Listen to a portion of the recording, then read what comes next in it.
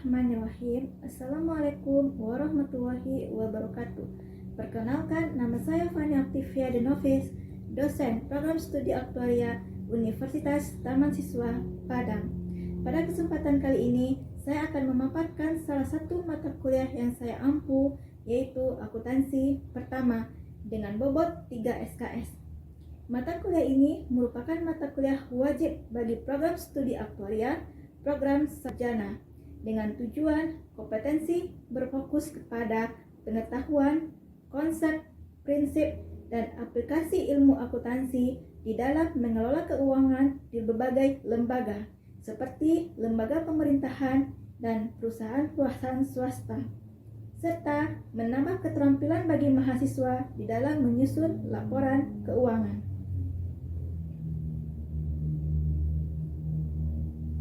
Mata kuliah ini mengkaji tentang konsep dasar akuntansi dan lingkungannya, standar dan fungsi akuntansi, alur dan konsep akuntansi, laporan tahunan dan pernyataan tahunan, akuntansi untuk aset investasi dan aset lainnya, akuntansi untuk kewajiban dan cadangan, dan akuntansi untuk manfaat polis. Kemampuan akhir yang diharapkan setelah mahasiswa mengikuti mata kuliah ini adalah mahasiswa menguasai konsep dan prinsip akuntansi, dan mahasiswa mempunyai keterampilan di dalam menyusun laporan keuangan. Untuk materi pembelajaran, saya mengawali dengan kontrak dan pengantar perkuliahan. Adapun untuk bahan kajian bisa dilihat di sebelah sini dan sebelah sini. Sistem atau model perkuliahan yang digunakan di dalam perkuliahan ini menggunakan model offline, yaitu tatap muka di dalam kelas, model online melalui Zoom meeting dan aplikasi Google Classroom. Selanjutnya, metode blended learning. Metode pembelajaran yang digunakan interactive lecturing dengan pendekatan student centered learning, metode kooperatif dan participan learning, project based learning, forum discussion melalui Zoom meeting dan aplikasi Google Classroom. Interaksi mahasiswa dan dosen menjadi poin utama dalam proses perkuliahan ini, sesuai dengan semangat kurikulum MBKM Merdeka Belajar Kampus Merdeka, di mana pendekatan output based education menuntut peran aktif mahasiswa. Hal ini bisa diimplementasikan di dalam aktivitas diskusi dan presentasi. Untuk penilaian di dalam mata kuliah ini menggunakan 4 elemen, yaitu partisipasi sebesar 10%, penugasan sebesar 20%, ujian tengah semester sebesar 35%, dan ujian akhir semester sebesar 35%. Demikian yang dapat saya paparkan terkait salah satu mata kuliah yang saya ampu. Setelah ini, saya akan tampilkan contoh pelaksanaan kegiatan belajar mengajar di kelas sinkronus melalui via Zoom. Terima kasih, selamat menikmati videonya. Apa yang belum dihidupkan videonya, silakan dihidupkan dulu.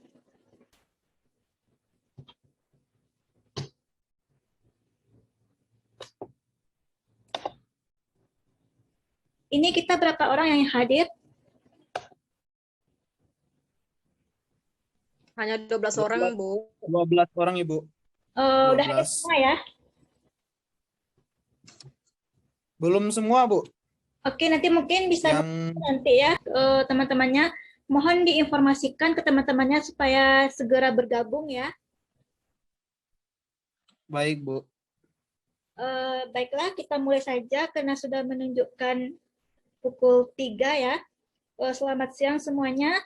Jadi ini adalah perkuliahan kita untuk mata kuliah akuntansi pertama via online atau Zoom. Sebelumnya saya mau izin share dulu ya, share screen.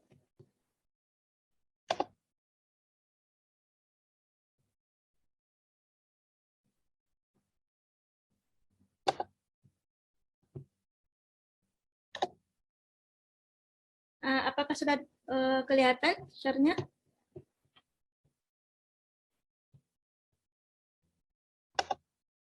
Sudah, Bu. Sudah, Bu. Sudah nampak, Bu. Sudah ya. Nah, mungkin yang pertama ini bisa dilihat ya, ada perwakilan, mungkin ada 3 atau 4 orang ya. Coba dilihat presentation di bawah ini, ekspresikan emoticon di bawah ini. Nah, siapa yang mau mengekspresikan terlebih dahulu? Boleh, silakan. Jadi ada sedih, ada bahagia, dan ada muka datar. Nah, boleh silakan siapa yang mau menampilkan ekspresinya sore hari ini? Boleh ditunjukkan dulu ke kamera. Boleh ya, ada muka datar. Ini menggambarkan ya suasana perasaan kita pada sore hari ini. Boleh silakan. Ling boleh atau Joshua? Atau siapa lagi yang mau menunjukkan, mengekspresikan emotikonnya? Boleh silakan.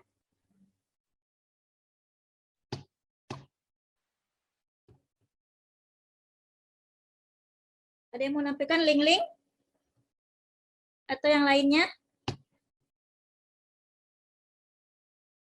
Biar saya ekspresikan, Bu. Oh, boleh ya, biar teman-temannya bisa ini ya. Bagaimana Joshua perasaannya pada sore hari ini? Perasaannya pada sore hari ini, Bu. Ya, boleh diekspresikan dengan mimik wajahnya, silakan. Oke, Bu. Baik, Bu. Pertama, ekspresinya kan ini ada ekspresi Muka datar ya. Ekspresi istilah muram gitu. Oke, kira-kira seperti ini ekspresinya, Bu. Oke, berarti itu. Oke, Joshua. Berarti yang lain apa tuh ekspresinya, teman-teman yang lain bisa ditunjukkan? Apa Joshua yang ungkapkan tadi? Emoticon apa? Ada yang bisa menebak Joshua lagi senang kah? Atau ada lagi sedih? Atau yang bagaimana? Lagi sedih, Bu. Lagi sedih. Lagi sedih ya? Benar Joshua? Ya, Bu. Benar, Bu. Lagi sedih, Bu. Oke. Atau yang lainnya ada yang mau menampilkan ekspresinya? Jadi Joshua itu lagi sedih. Yang lainnya bagaimana? Ada yang mau menampilkan? Boleh Joanna atau Ling? Satu orang lagi yang boleh menampilkan ekspresinya. Silakan. Ayo Ling, yuk Ling. Atau yang lain boleh? Saya Bu. Boleh silakan. Siapa tadi yang berbicara? Oh, Irfan Bu. Oke, silakan tampilkan emoticon pada hari ini. Bagaimana ekspresinya? Cuma satu aja Bu. Cuma satu dipilih ya. Dipilih antara emoticon yang ketiga ini. Silahkan.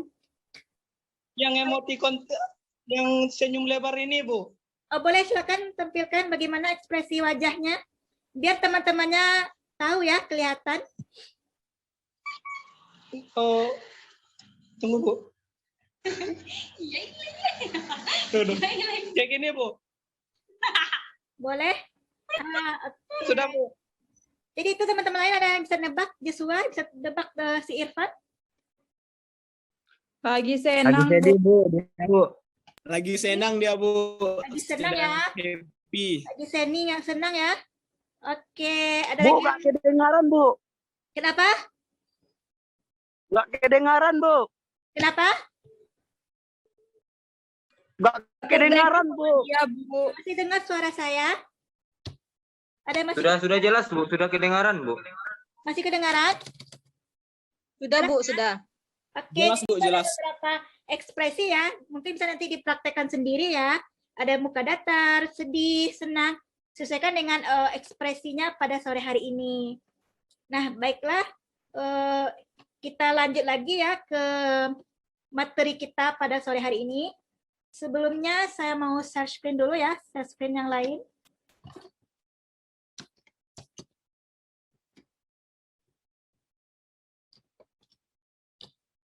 Sudah kelihatan?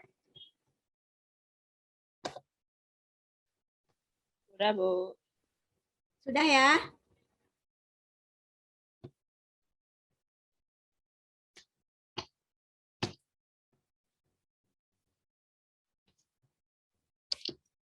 Nah, pada mata kuliah akuntansi pertama kini, kita akan membahas mengenai konsep akuntansi dan lingkungannya. Nah, apa sih sebenarnya konsep akuntansi dan lingkungannya?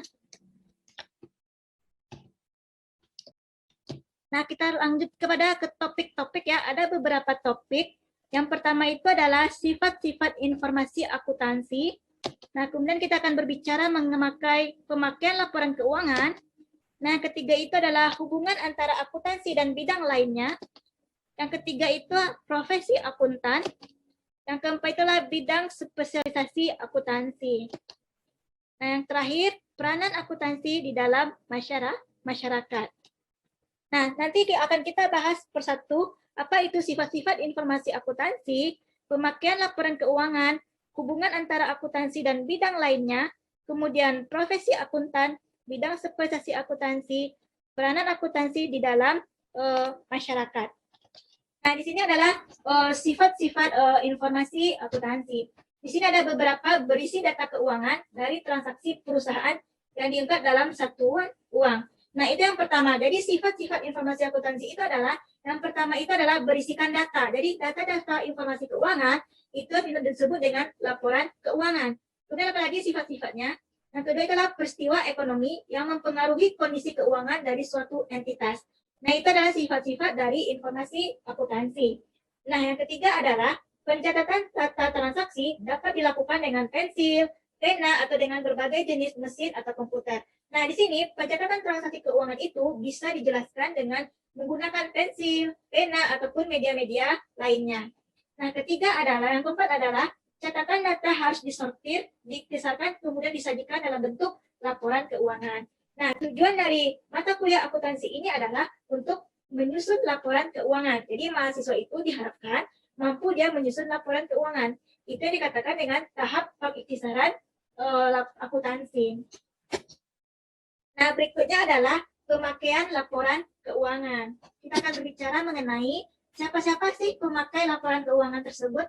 Yang pertama itu adalah penanam modal membutuhkan informasi tentang posisi keuangan di masa depan. Jadi, sebagai contohnya adalah seorang investor. Jadi, investor jika dia menanamkan sejumlah saham di setiap perusahaan, dia harus tahu dulu bagaimana sih informasi keuangan di perusahaan tersebut.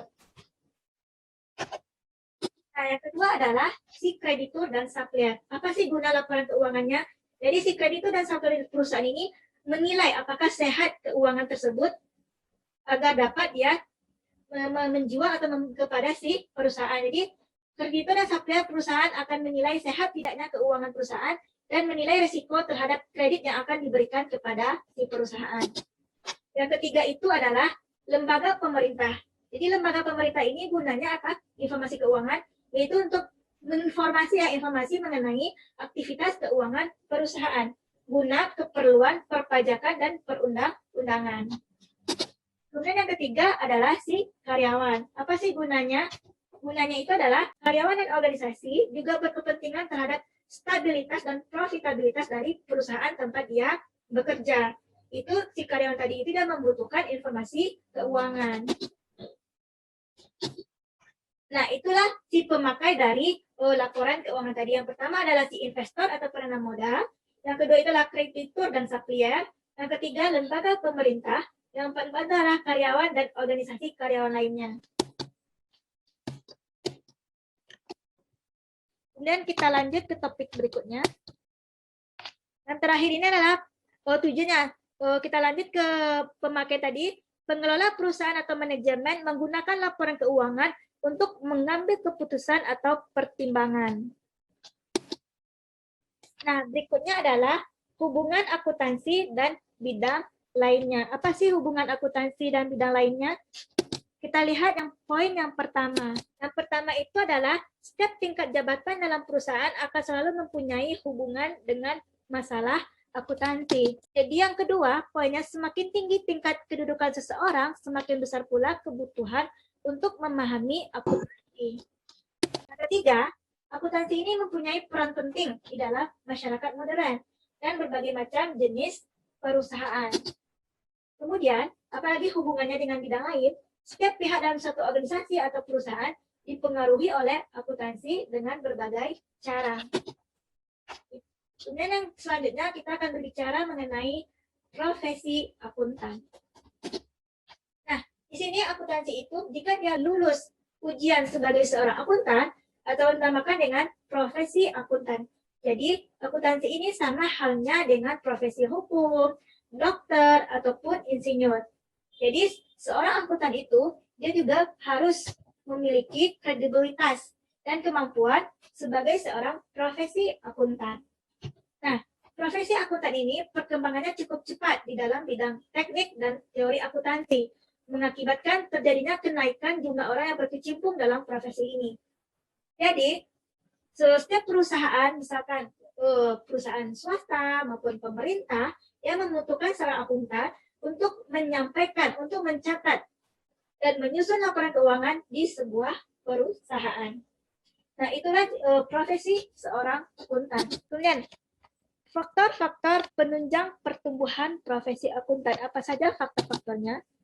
Yang pertama itu adalah jumlah perusahaan publik atau perusahaan terbuka maupun perusahaan non-publik semakin banyak dan semakin berkembang. Yang kedua, semakin kompleksnya transaksi atau badan usaha, transaksi leasing contohnya, kemudian kerja sama operasi, bangun operasi, transfer dan transaksi derivatif. Nah, itu adalah faktor-faktor penunjang pertumbuhan profesi akuntan. Kemudian apalagi faktor-faktornya? Nah, di sini hanya dua yang menyatakan bahwa faktor penunjang dari pertumbuhan profesi akuntan. Nah, berikutnya, profesi akuntan itu adalah semakin kompleksnya bidang usaha perusahaan atau bidang teknologi informasi, riset, dan sebagainya. Yang ketiga, empat adalah semakin banyaknya perundang-undangan yang dikenakan pada badan usaha dan peraturan perpajakan yang semakin rumit. Kemudian yang berikutnya kita akan bahas mengenai bidang spesialisasi akuntansi. Apa saja sih spesialisasi akuntansinya? Yang pertama adalah akuntansi keuangan. Yang kedua, auditing. Yang ketiga, akuntansi biaya. Keempat, akuntansi manajemen. Kemudian, akuntansi perpajakan. Sistem akuntansi. Akuntansi anggaran. Akuntansi sektor publik. Akuntansi pemerintahan, akuntansi sosial, tata buku, dan akuntansi. Nah, itu yang disebut dengan beberapa bidang spesialisasi akuntansi. Yang mana bidang-bidang ini sesuai dengan tugas dan tanggung jawabnya di lembaga-lembaga pemerintah, perusahaan, baik itu swasta maupun badan usaha milik negara. Berikutnya kita bahas mengenai apa sih peranan akuntansi di dalam masyarakat. Yang pertama itu adalah di dalam menjalankan kegiatan sehari-harinya, manajemen sering mendasarkan diri pada data akuntansi. Sebagai contoh, manajemen perlu mengetahui berapa jumlah utang yang harus dibayarkan, kapan jatuh temponya, dan kepada siapa yang harus dibayar. Jadi semua ini dapat diketahui dari catatan akuntansi. Kemudian yang kedua, manajemen juga tergantung kepada catatan dan laporan akuntansi apabila ingin membandingkan antara pelaksanaan sesungguhnya dengan tujuan yang direncanakan. Sebagai contoh, misalkan anggaran pendapatan dan biaya tidak akan bermanfaat apabila tidak dibandingkan dengan pelaksanaan sesungguhnya. Kemudian yang berikutnya adalah kreditur. Kreditur yang pemasok membutuhkan informasi tentang keuangan dari perusahaan sebelum melakukan pemberian kreditnya. Jadi, berbagai instansi pemerintah pusat ataupun daerah membutuhkan laporan keuangan sehubungan dengan masalah perpajakan. Nah, mungkin itu saja mengenai materi tentang konsep akuntansi dan lingkungan.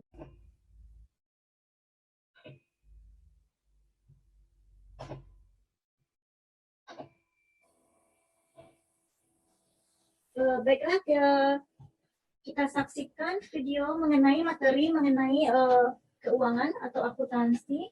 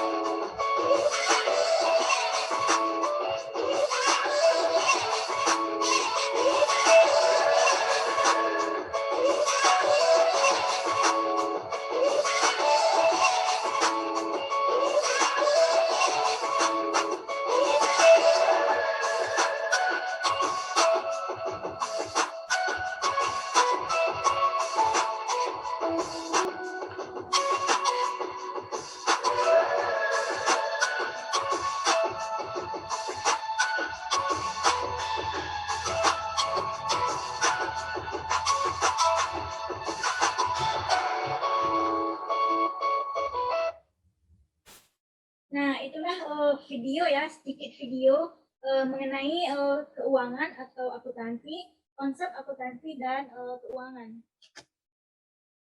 Nah, mungkin di pertemuan ini cukup materinya mengenai bagaimana sih akuntansi itu, siapa-siapa sih pemakai dari informasi akuntansi, nah bagaimana hubungan antara bidang akuntansi dengan bidang lainnya.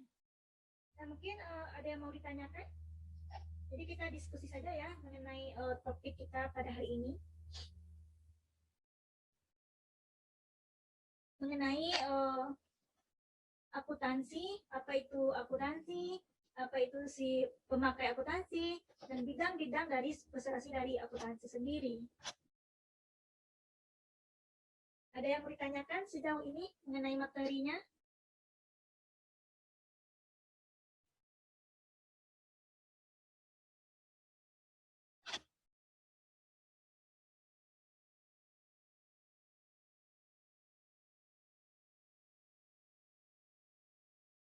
Oh, tidak ada? Kalau tidak ada, mungkin sedikit ya. Saya bertanya kepada teman-teman semuanya. Jadi siapa yang bisa menyimpulkan apa sih materi kita pada hari ini? Ada yang bisa menyimpulkan?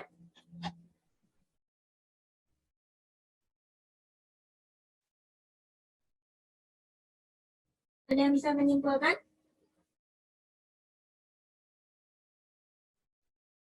Boleh, silakan.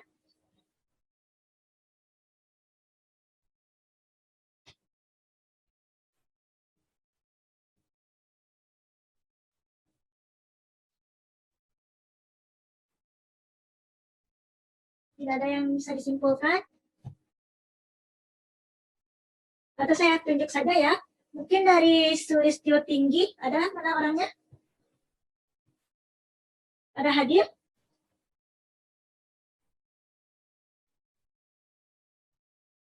Ada hadir atau yang lainnya? Di sini banyak tidak hadir ya. Teman-teman ini masih beberapa orang.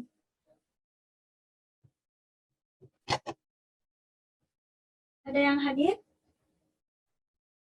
Mungkin Joshua saja ya. Joshua mungkin bisa dijelaskan ya apa itu akuntansi, boleh?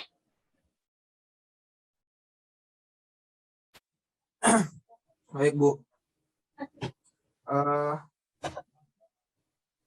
Jadi kita sudah belajar tadi ya mengenai konsep dari akuntansi itu sendiri. Ya, Bu. Atau boleh apa itu yang dikatakan dengan ilmu akuntansi?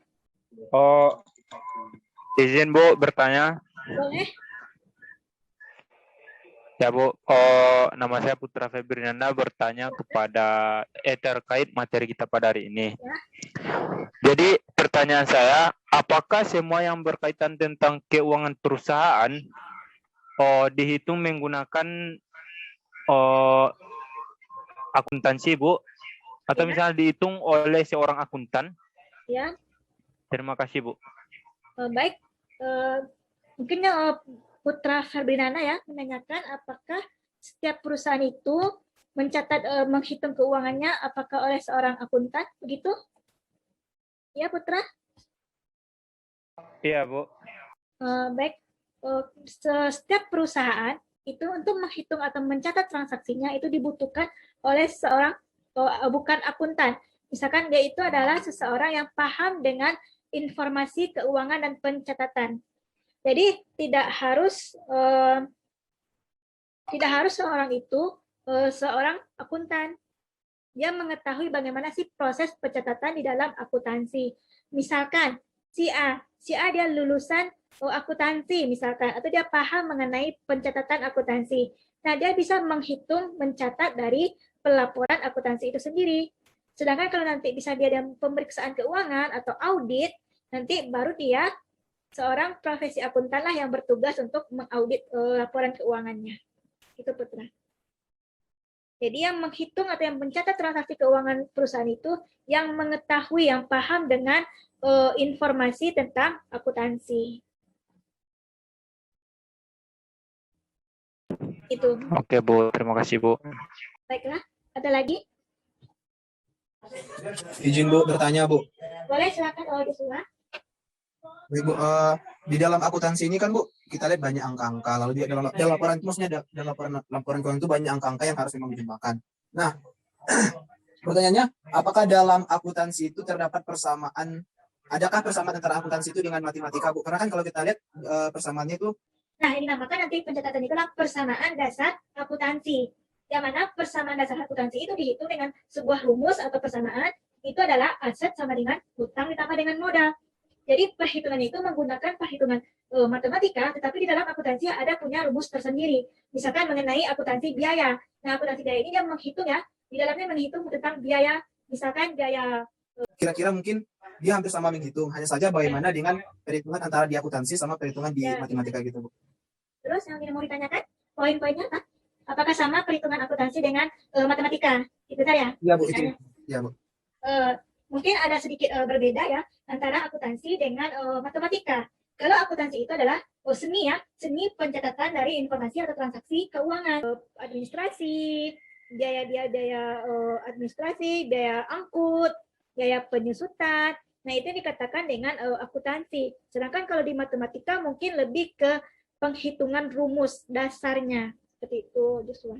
Jadi, secara tidak langsung bahwa perhitungan dari akuntansi ini itu matematika itu tidak sama antara akuntansi dengan matematika. Di dalam akuntansi itu dibutuhkan penghitungan dengan menggunakan angka-angka yang jauhnya lebih besar dibandingkan dengan matematika. Seperti itu, Putra. Joshua maksudnya. Ya, Bu. Baik, Bu. Terima kasih, Bu. Baik, ada lagi yang mau ditanyakan? Mungkin kita cukupkan saja ya, kalau tidak ada yang ingin ditanyakan. Mungkin nanti tugas atau assessment buat dikumpulkan minggu depan. Bisa teman-teman mahasiswa bikinkan mungkin sebuah ringkasan ya, ringkasan tentang materi kita pada hari ini. Nah, nanti dikirimkan bisa lewat email ke atau di Google di Classroom. Nanti mungkin bisa kita bikinkan link Classroom-nya dan dikirimkan nanti ke Google Classroom. Baiklah, mungkin itu saja pertemuan kita pada hari ini. Kita cukupkan ya. Terima kasih atas partisipasinya.